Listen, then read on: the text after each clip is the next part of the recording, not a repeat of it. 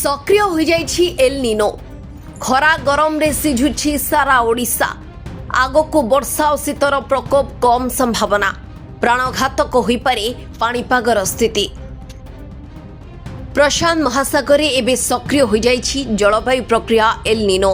अमेरिकार पाणीपाग संस्था NOAA एल निनोर आगमन बा सक्रियता संपर्क में सूचना दैछि। ओडिशार पागरे परिवर्तन देखा जाइथिले मध्य पवनर दिगरे कौनसी बड़ परिवर्तन होई नाही। एहा सत्त्वे भारतीय पाणीपाग विज्ञान विभाग IMD आशा प्रकाश करिछि जे आसंता 3-4 दिन मध्यरे मौसुमी वायु ओडिशा छुइब। किंतु विशेषज्ञ मानक मतरे एही मौसुमी आगमन द्वारा राज्यवासी को गरम रु कौनसी बड़ आश्वस्ति मिलिबार संभावना कम।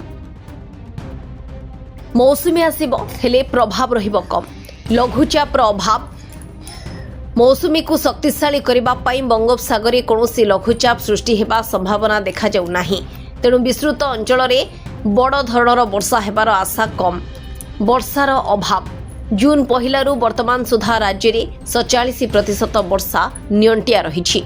स्वाभाविक भाव 41.1 मिलीमीटर वर्षा हेबा कथा, किंतु मात्र 23.7 मिलीमीटर वर्षा रेकर्ड करा जायछि। केवल नयागढ़ को छाड़देले पश्चिम उत्तर और केन्द्रीय ओडिशार अधिकांश भाग पूरा सुखिला पड़ी। Super El Nino alert. अमेरिकार पाणीपाग संस्था नोआ आकलन करिछि जे प्रशांत महासागर एलिनो सक्रिय हो सारी एवं यह अत्यंत शक्तिशाली रूप नहीं पारे। सक्रिय एलिनोर मुख्य लक्षण तापमात्रा। समुद्र जलराशि तातिब। प्रशांत महासागर अंचल में दीर्घ दिन धरी स्वाभाविक ठारू अधिक उताप जारी रहिब।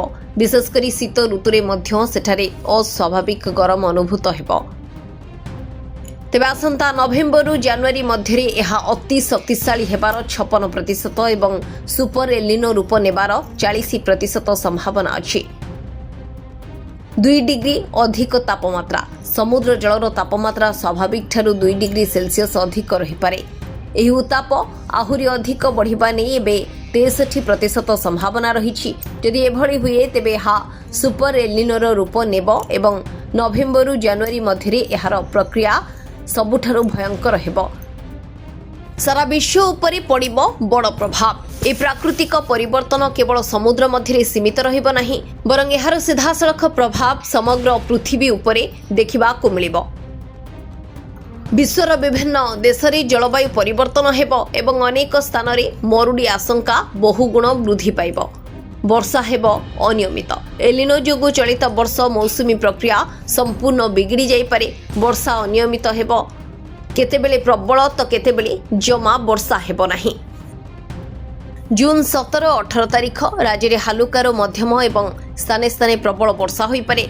तथापि आभ्यंतरीण और पश्चिम ओडिशा रे तापमात्रा 40 डिग्री एवं उपकूल अंचल में 37 ରୁ 39 डिग्री सेल्सियस रहिबो।